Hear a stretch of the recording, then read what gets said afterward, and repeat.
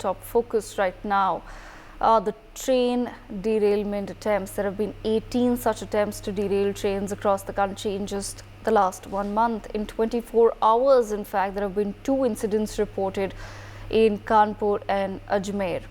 Between June 2023 till date, there have been 24 such incidents where authorities have found various kinds of objects placed on rail tracks, including LPG cylinders, bicycles, iron rods and even cement blocks. Majority of these incidents have taken place in Uttar Pradesh, while the rest have been reported from Punjab, Jharkhand, Madhya Pradesh, Orissa and Telangana. An LPG cylinder was found on the railway tracks in Kanpur.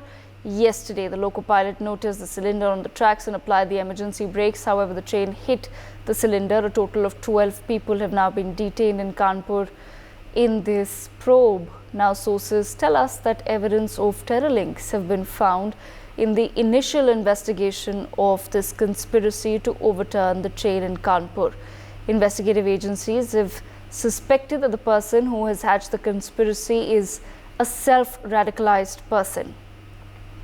18 derailments in 1 month, viewers, cannot be a mere coincidence. With the increasing number of such incidents, is it time to now set an example and really find out what's going on across several states of India? I take this conversation forward. I have with me Mr. N.K. Sood, former intelligence officer, RVS Money, former Under Secretary, Prempal Sharma, former Executive Director of the Railway Board. With us also is Mr. Vikram Singh, former DGP of Uttar Pradesh. Let me begin this conversation, if I may, with Mr. N.K. Sood. Mr. Sood, as far as the recent spate of these train derailment attempts are concerned, and lots of details have also been shared by the railways exactly as to where these attempts have taken place. Majority of them taking place in Uttar Pradesh. Is there some sort of a pattern that one can at least come up with to understand and to figure out whether this truly is just random coincidences, or is there some sort of a pattern that is operating here? Because we've had this exact same conversation 10 days ago as well, when another such incident was reported, in which some of the panelists were of the view that sometimes it's your construction workers or your maintenance staff, they could end up leaving materials on the tracks. It could be a human error. Sometimes people are just being they're just not applying their mind as far as the maintenance staff and others are concerned. So, cutting the long story short, I want to understand from you, 18 episodes in 1 month alone. Could this be a coincidence, or do we now need to start looking at some larger patterns? It's no coincidence. It's terrorist attack in a different manner. If people are Pakistan, I say people are Pakistan's army people. They're coming to Jammu with guns to carry out terrorist attack. This is a different kind of terrorist attack that has been waged against India. There was a Pakistani named Fartullah Gori. About few weeks back, he had issued a video. In the video, he had appealed to the people: derail trains in India, destroy their supply chain, attack pipelines, and he has been encouraging people to do this. And this is all being done by the ISA at the ISA's instructions. You must have seen the case of Rameshwar Cafe blast in Bengaluru. There was a man named Mohammad Faisal, who has been found as to be the main accused, and he is the son of Faratullah Gori. So all the train derailment is being done. That is being done at the behest of the ISA. Recently, now Bangladesh has also come up with the same kind of things. They have released Jamaat-e-Islami people. They released one terrorist named Rahman of ABD. He is also of the same kind, and he has appealed to the Pakistan. He has appealed to the ISA to help us, Bangladeshis, to support them in Kashmir and also Khalistan. So all the jobs that are being done are done in a systematic way, planned manner. ISA is behind this, and especially you see some of the people who are disgruntled with Indian system or Indian politics, they are also involved in it. During emergency also such kind of things used to happen. And when the when the Congress government came to power, after that, after Janata government came to power, then Sanjay Gandhi has also made such kind of appeals, derail trains. So actually, whatever is happening in this all over India, I think in the next few weeks we will find that more and more such incidents happen, because now Bangladesh has also come up. We have a system that from Pakistan it is very difficult for anybody to infiltrate into India, excepting for certain regions in Kashmir. But now Bangladesh, we have a long border, 4,097 kilometers of border. And you see, the Bangladeshis who are attacking our pujas, Bangladeshis are attacking Hindus in Bangladesh. So these things are going to spill over to India. Jamaat-e-Islami has come up and they are warning India that regularly the warnings are being issued either by the Jamaat-e-Islami or by ABT of Rahmatullah, that they will disturb India if India interferes in their country. What kind of interference is doing India in the country? Is the imagination, and we are passing through a very difficult phase, but I don't think there is something to panic or to get disturbed about such. I think the government is taking strict action. Government has already formed a panel to deal with such kind of situations. Secondly, the BSF is in a strong position standing at the border. And third, government is going to take strict action against Bangladesh if they don't stop infiltration into India. And these are going to take, yeah. I want to bring in Mr. RVS Mani into the conversation as well. Mr. Mani, what are your thoughts? Is this now time to look at some larger patterns? And also, what do you make of the fact that most of the cases reported from Uttar Pradesh? Basically, I'll touch the first part first. My previous speaker, Mr. Sood, very eloquently explained how it is coming from across the border. It is not just across the border. It has got ISIS connection. It has got Muslim Brotherhood and everything, and they are trying to really introduce as disruption into the development juggernaut of the country. That is one very, very clear fact. The government is acting on it very well. Intelligence reports are there, but there is a little more needs to be done. In our earlier conversation, I said there is now need to be, it has to be taken like a war, a unified command of some sort of a coordination of the central internal security forces, border guarding forces, and the railway force, RPF and RPSF have to be controlled, and the control should be handed over to the Ministry of Home Affairs. CISF, for themselves, they are experts in vitalization installation security. Let us give it to them. The track security, including the retrieval of occupied land by illegal Bangladeshis and Rohingyas, all through the railway lines, it is happening. Not only it is happening, there are several explosive situations waiting to happen.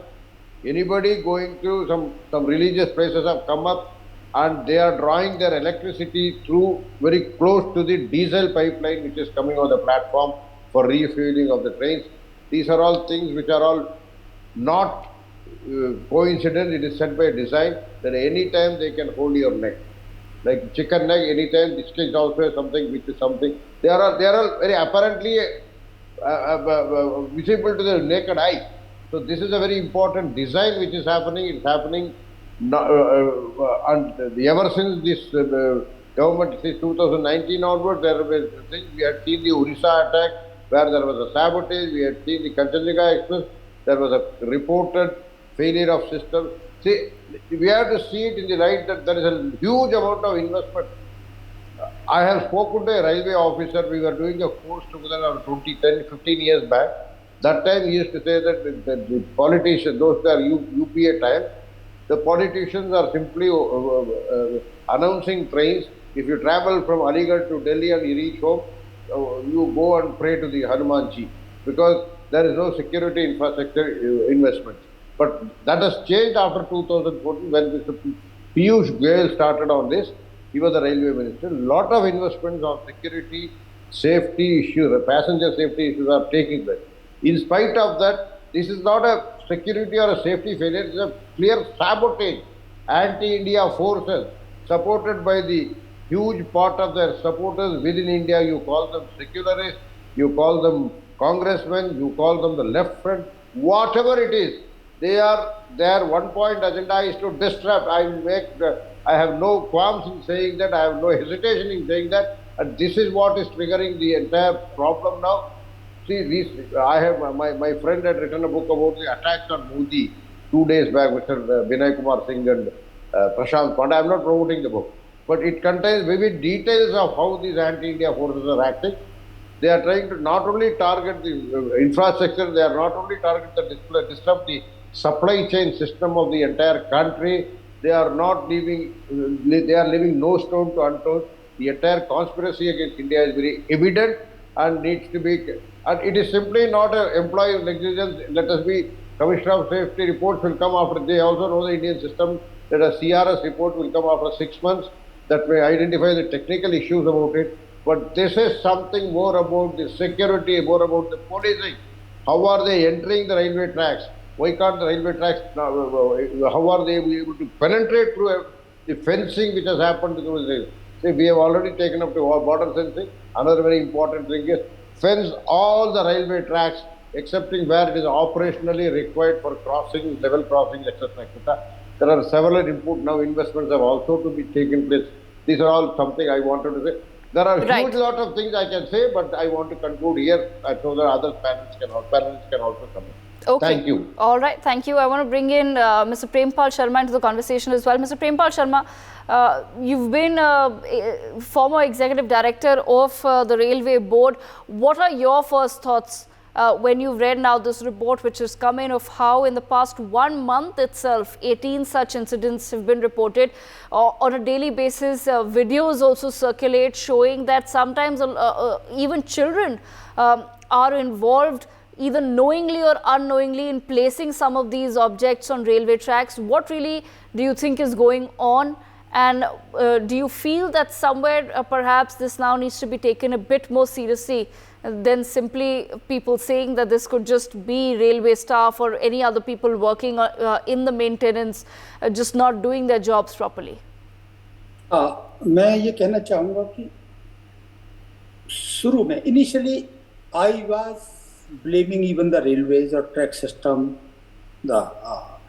somehow how it is happening. But last week or recently 2-3 incidents of Ajmer, Kanpur, there's a completely, if I connect dot, it seems sabotage, as Mr. Suhud or my friend have highlighted.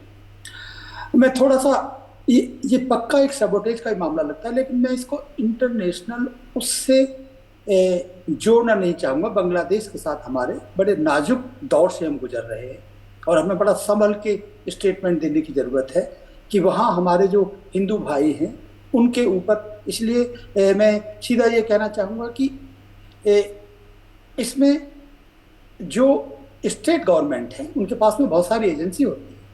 अगर थोड़ी देर के लिए मैं अजमेर वाला जिसमें कि 100 kilo का एक ट्रैक पर रखा गया था, आखिर वो जो बनाया गया होगा सीमेंट का, कहीं से उसका ट्रांसपोर्टेशन हुआ होगा, किसी ने तो देखा होगा, उसके ऊपर फिंगरप्रिंट्स भी होंगे। हमारे पास में इस समय टेक्नोलॉजी और बहुत सारी फॉरेंसिक साइंस ऐसी आ गई है कि अगर हम earliest, it is not that FIR हो गई और आप फिर चुप हो गए, नो, आप अगर आप कल हुआ है तो जो अभी तक की रिपोर्ट है कि हाँ FIR हो गई है, इससे काम नहीं चलेगा।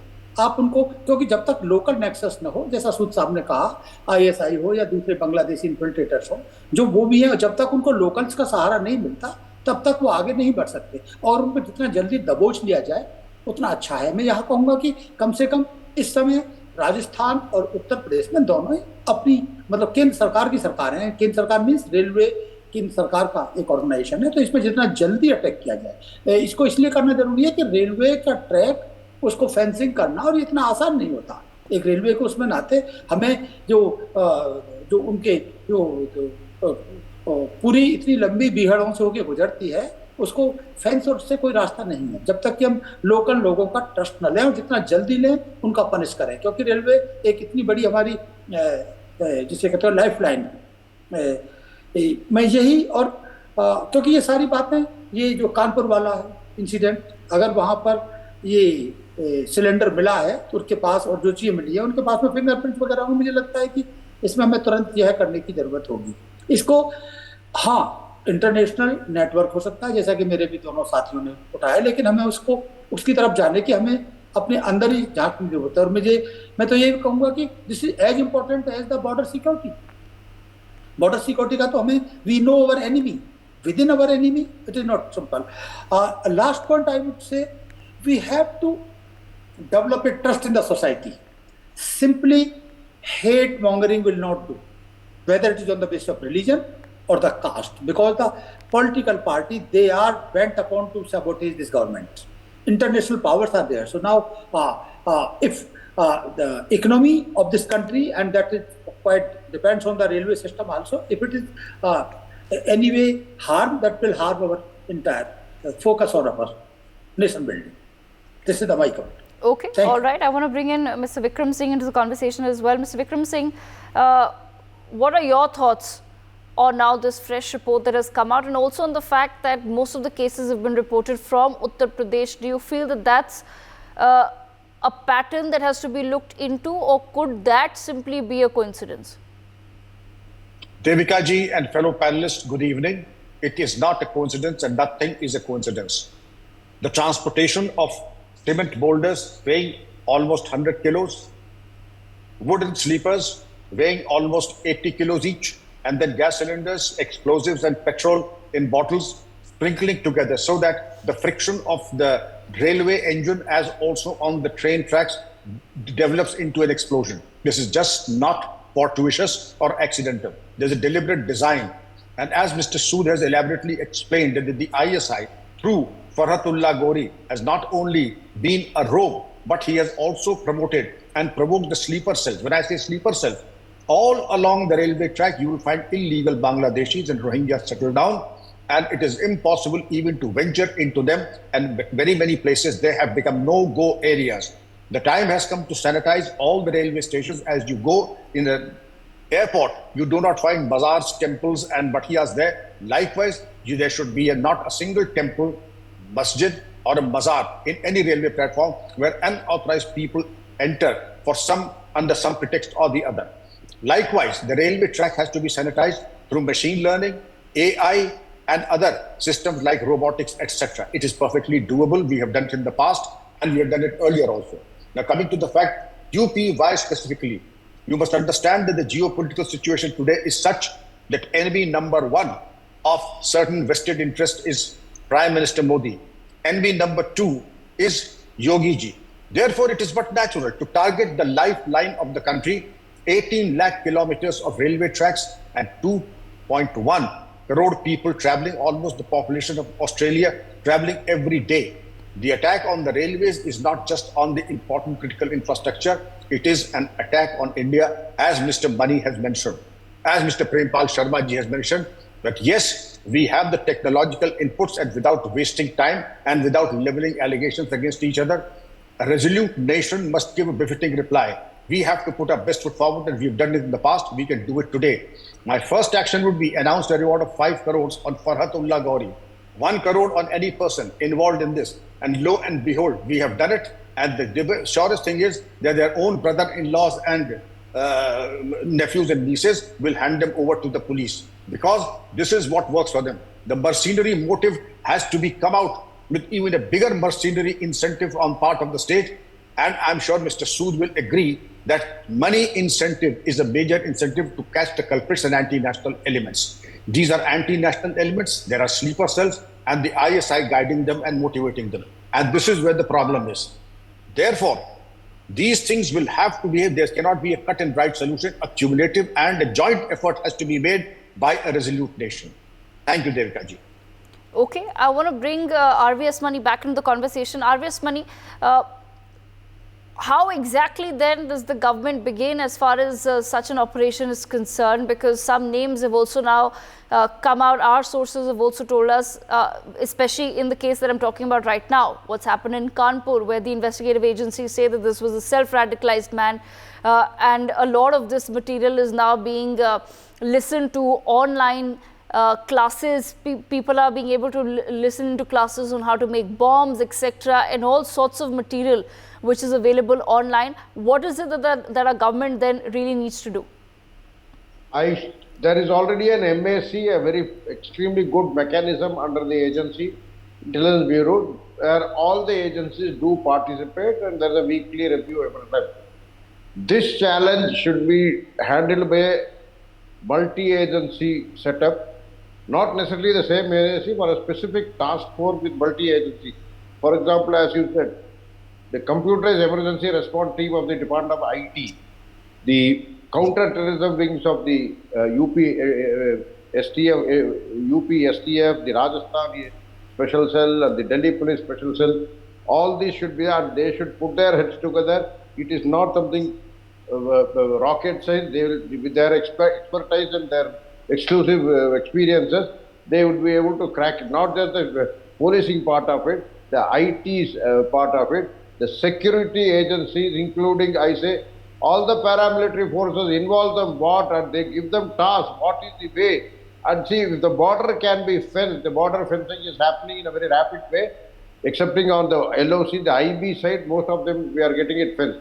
Similarly, the IB on the Indo-Bangladesh part, excepting where there are where the West Bengal, where there is no friendly government and all that, it is not in synergy with the central government. Most of the places, the Assam side, Tripura side, we are trying to follow, including the Meghalaya side, we are trying to accept where the terrains are challenging. Other than that, we are trying to fence it. So that's what I say. If the border can be fenced, I think the railway tracks can be fenced. Flush out all illegal Bangladeshis, flush out all Rohingyas who are settling there. And I agree with Prakash Singh ji that there shall be no religious encroachment on any station or a periphery of around 50 meters or 100 meters. You bring out a law, RLDA is supposed to enforce them, empower them with a law that they are entitled to remove any illegal religious structure from an area of 50 meters from any of the railway property, including the tracks, lines and the station territory. That is something, of course, it may take a while because the enabling laws to come through an ordinance, empower the RLDA to clear out all these things. To fencing part also, as somebody said, there are no challenges. If the border can be fenced, I think the railway could also be fenced, and bring to secure preventive security area, central industrial security force is a very specialized force for these type of vital installations. RPS has got their own core competence, but this is something vital installation of the nation. Okay. All of them we have to put together. Their expertise should also be co-opted with a lot of coordination. They can sort out the CAPF, have very capable people there. We can always do it, and most of them are headed by one of the finest police officers of the country. And please fill up the post. I think there are one or two CAPF people are having dual charge. Please fill up the post, give them the leadership, and complete it. These are all very important factors I have to make. Thank you. Okay. All right. I'm going to leave the last word with Mr. N.K. Sood. Mr. Sood, your thoughts on the same as well.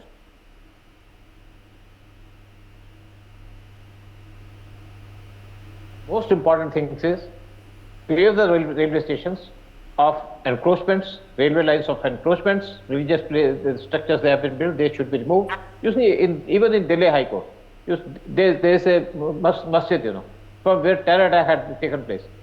All these things should be done. Second day, as Mr. Mani has said, that the border fencing should be done. Border fencing was done long back when PM Modi had visited Bangladesh in 2015.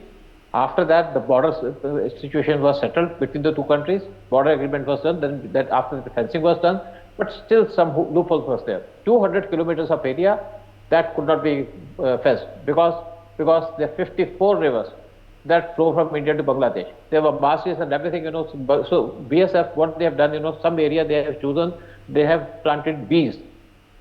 And bees, they serve deterrent for infiltrators into India. But the thing is that things said and done are not so easy. You see, 20 lakh cows used to be smuggled from India to Bangladesh every year. Every year. After BJP government came, they checked it, and now 2 lakh cows are being smuggled into Bangladesh from India. From British time, it is being done. The cows used to be sent there because they want it. So, but the thing is now, the main problem for India is, Indians are the secondary thing, but the main issue that faces India is today the Bangladeshis and Rohingyas. Assam has taken some steps.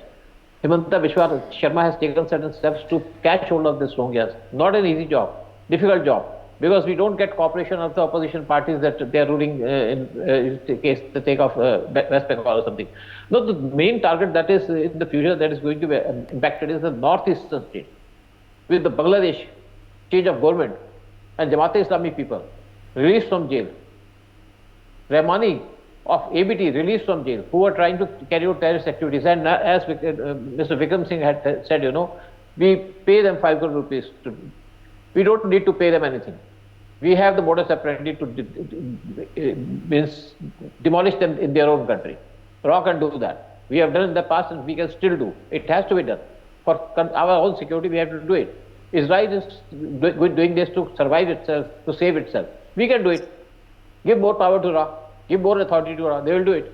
And don't care about what US says, what Pakistan says, or what any country says. We have friends. We have friends all over the world. But the main problem today is not just Pakistan or Bangladesh, it is the US who is encouraging them to do it. It is the US who changed the government in Bangladesh, despite India's warning, India's concerns. They did it to harm India.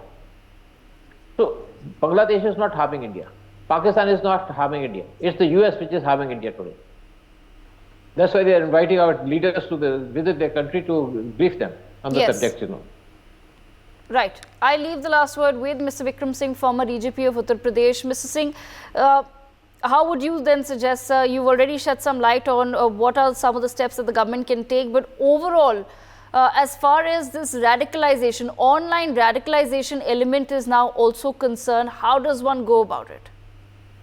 Wonderful question. Singapore has come out with the best international practice on de-radicalization, and the best brains in the world are working on de-radicalization. But this, like raindrop water, has to be worked continuously, and you have to watch for those who are accessing bomb-making sites, those who are accessing sites like that of Zakir Naik and other fundamental and slumpen elements, those whose physiognomy has changed. There are telltale signs of students, and you can make out from the demeanor, from the facial expressions, their attire, the Arabization of their attire and behavior. And when that happens, that is a cause of concern. Then the de-radicalization happens when the sane voices within the country tell them that it is absolutely counterproductive to be radicalized and to behave in an unpredictable and in a monstrous manner. That jihad and has been a very misused word. And of course, self-destruction is un-Islamic. You have to serve society that is Islamic. The Holy Prophet has also propagated that service of humanity is the highest pious duty of every believer. And therefore, these are the things that the voice of sanity has to overcome the voice of Satan and the voice of evil. And people have been able to do it. We have Maulana Madani in India, and we have so many wonderful scholars who can take up this mantle. But I'm extremely sorry to say that we have not worked on de-radicalization, and the best operations in the world have happened where de-radicalization is a success story. For more such videos, subscribe to the NewsX YouTube channel, hit the bell icon.